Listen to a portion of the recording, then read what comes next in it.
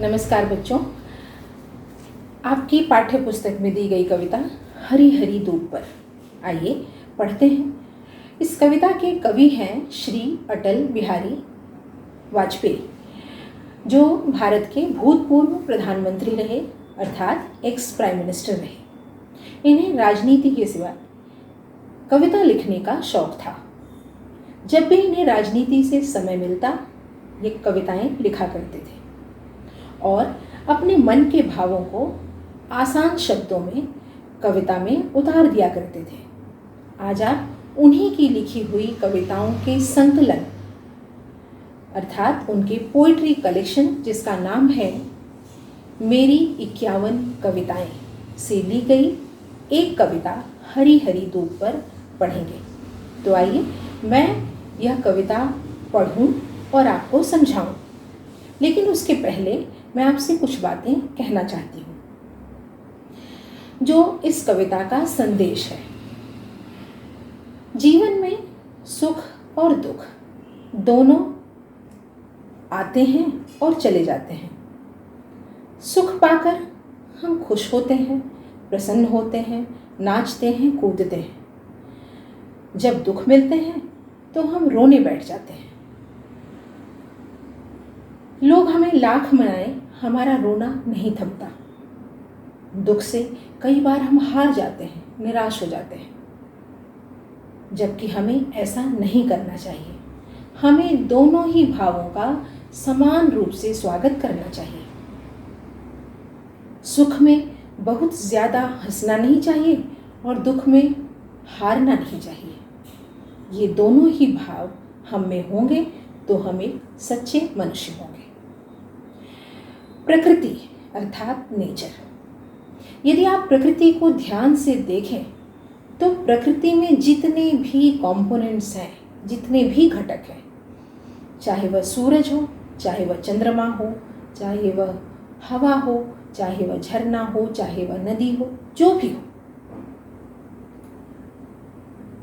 किसी न किसी तरह हमें यही संदेश देते हैं कि कोई भी चीज़, कोई भी बात टिकी नहीं रहती। कुछ आता है तो कुछ चला जाता है। आज जो फूल खिलते हैं, कल वे मुरझा जाते हैं, फिर कल दूसरे फूल खिलते हैं, परसों वे भी मुरझा जाते हैं। हमें सिर्फ इतना समझना है कि यदि हमारे पास सुख है तो कल हमें दुखों का भी स्वागत करना होगा। यदि आज हम दुखी हैं तो इस उम्मीद में रहना होगा कि कल हमें सुख भी मिलेंगे। तो आइए ये सुंदर सी कविता हम पढ़ें और साथ में इसे समझने की कोशिश भी करें। हरी हरी दूब पर ओस की बूंदें अभी थीं, अभी नहीं हैं। ऐसी खुशियां जो हमेशा हमारा साथ दें, कभी नहीं थी, कभी नहीं। कवि कहते हैं कि धरती पर चारों ओर हरी हरी दूब फैली हुई है। हरी दूब का अर्थ होता है हरी घास, ग्रीन ग्रास, जो बिल्कुल ताज़ी हो, फ्रेश हो। सुबह सुबह जब कवि अपने लॉन में टहल रहा है तो वह क्या देखता है कि चारों ओर जो दूब फैली हुई है बड़ी सुंदर लग रही है। पूरी प्रकृति हरी भरी लग रही है और उस घास पर ओस की बूंदें, ड्यू ड्रॉप्स गिरी हुई हैं। जब कवि अपने पैरों को घास पर रखता है तो उसे एक बड़ा अच्छा एहसास होता है। उसका मन खुश हो जाता है, वह सुख की अनुभूति करता है। किंतु फिर मन में सोचता है कि क्या ये ओस की बूंदें ऐसे ही रहेंगी? कुछ देर के पश्चात, कुछ देर के बाद जब वह फिर से घास पर जाता है, धूप निकलना आरंभ हो गई है। तो बड़ी साधारण सी बात है कि धूप के निकलते ही ओस की बूंदें भाप बनकर फिर से आसमान में चली गई हैं। घास सूख गई है, गर्म हो गई है। ऐसे समय में जब कवि अपना पैर फिर से घास पर रखता है तो वह मन में सोचता है कि अरे, ओस की वे बूंदें कहाँ गईं जिन्होंने मुझे सुख का एहसास दिया था, जिनकी वजह से मैं सुखी हुआ था, मैंने अच्छा अनुभव किया था, मैंने ताजगी महसूस की थी। फिर कहीं ना कहीं उसके मन में इन प्रश्नों का उत्तर स्वयं ही आ जाता है। उसे अपने प्रश्नों का उत्तर मिल जाता है और वह सोचता है कि दुनिया में, संसार में कोई भी ऐसा सुख नहीं है जो सदा रहे, जो हमेशा हमारा साथ दे। आज हम जिन बातों को लेकर सुखी होते हैं, कल शायद वही बातें हमें सुख ना दें। उदाहरण के तौर पर सिनेमा हॉल में एक अच्छी सी मूवी लगी है और हमें वह मूवी देखने जाना है। वह हमारे लिए आज एक बड़ा सुख है। हम इसके लिए अपने पेरेंट्स से, अपने पापा से, अपनी मम्मी से जिद करते हैं कि हमें हर हाल में वो मूवी देखनी है। पेरेंट्स हमारी बात मान लेते हैं, हम बड़े सुखी होते हैं। मूवी देखते हुए हम सुख का एहसास करते हैं, हमें हमारा सुख मिल रहा है। किंतु जैसे ही मूवी समाप्त होती है, हमारा वह सुख भी समाप्त हो जाता है। ऐसे ही कई उदाहरण हैं, वो आप स्वयं भी सोच सकते हैं, जिनकी हमें चाह होती है। ऐसी वस्तुएं जिन्हें हम चाहते हैं, वो चीज़ें जिन्हें हम आज चाहते हैं, हमें मिल भी जाती हैं, कल वो हमें सुख नहीं दे पाती हैं। तो इसका अर्थ ये है कि दुनिया में, संसार में कोई भी ऐसी वस्तु नहीं है, कोई भी ऐसा भाव नहीं है जो हमें हमेशा एक ही तरह से सुख दे पाए। हर चीज़ समाप्त हो जाती है, सुख भी समाप्त होते हैं। क्वार की कोख से फूटा बाल सूर्य, जब पूरब की गोद में पांव फैलाने लगा तो मेरी बगीची का पत्ता पत्ता जगमगाने लगा। कवि कहते हैं कि क्वार के महीने में, अर्थात सितंबर अक्टूबर के महीने में, जिसे हम हिंदी में आश्विन का महीना कहते हैं,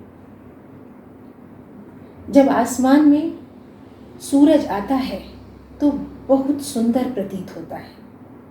ऐसा लगता है कि उसमें गर्मी है ही नहीं, वह हमें सुखद एहसास देता है, ताप नहीं देता, गर्मी नहीं देता, और हमें लगता है कि यह सूरज ही सबसे सुंदर है, यह यूं ही रहेगा।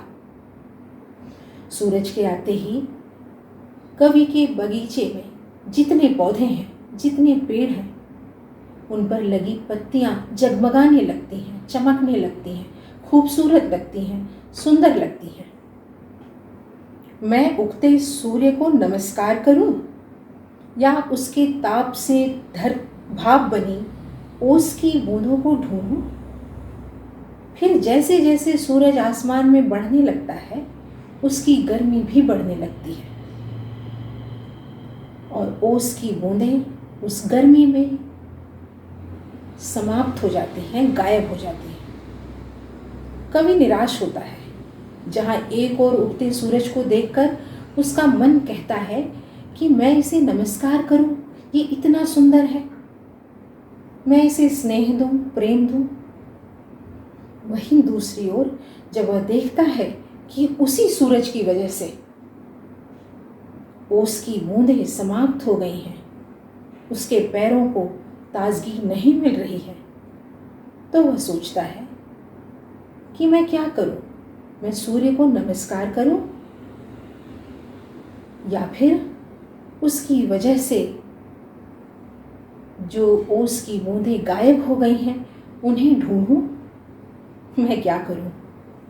अर्थात वह समझ नहीं पाता कि जो बातें हमें सुख देती हैं, कहीं ना कहीं उन बातों के पीछे दुख भी हो सकते हैं।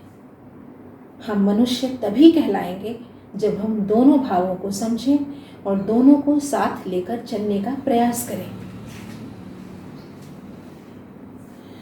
कवि फिर कहता है, सूर्य एक सत्य है, जिसे झुठलाया नहीं जा सकता। मगर ओस भी तो एक सच्चाई है। यह बात अलग है कि ओस क्षणिक है।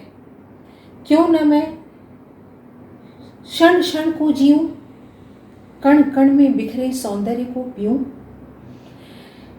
कवि अपने प्रश्नों का उत्तर स्वयं ही पा जाता है और कहता है, सूर्य एक सच्चाई है, एक सत्य है।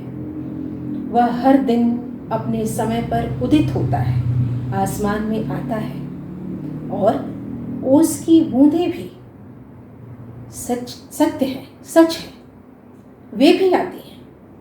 यह बात और है कि सूर्य के आसमान में ऊपर चढ़ते ही वे बूंदें गायब हो जाती हैं, क्षणिक हो जाती हैं। किंतु इसका अर्थ यह नहीं कि ओस सच्ची नहीं है, दोनों ही सत्य हैं। मनुष्य का काम है कि दोनों को बराबर रूप से लें, दोनों सुख को। ये दोनों ही सुख है। जहाँ एक ओर सूर्य का ताप, उसकी गर्मी सत्य है, सुख है, वह भी हमारे लिए ज़रूरी है, हमारे शरीर के लिए ज़रूरी है, प्रकृति के लिए आवश्यक है। वहीं दूसरी ओर ओस भी सत्य है, वह भी सच्चाई है, भले ही वह गायब हो जाती है, और वह भी हमारे लिए ज़रूरी है, हमारी सेहत के लिए ज़रूरी है, प्रकृति के लिए आवश्यक है, प्रकृति का अंग है। तो कवि कहते हैं कि प्रकृति के हर घटक को, चाहे वह जो भी हो, उन्हें समान रूप से स्वीकार करो, और जो भी सुख हमें जिस पल मिलता है, उस पल उस सुख का भरपूर आनंद लो। बच्चों, यही संदेश कवि आपको भी देता है कि जो सुख आपको जब मिल रहा है, उसे भरपूर उठाएं, उस सुख का आनंद लें, और हर क्षण को हंसकर, खुश होकर अपने परिवार के साथ, अपने दोस्तों के साथ, अपने मित्र के साथ जिएं, और उन्हें भी उस सुख का एहसास कराएं, और प्रकृति को नुकसान न पहुंचाएं। याद रखिए, प्रकृति हमें देती है, तो जो देने वाली है उससे उसका सब कुछ न छीने। यही संदेश है इस कविता का, और हमारे भूतपूर्व प्रधानमंत्री श्री अटल बिहारी वाजपेयी का। धन्यवाद बच्चों।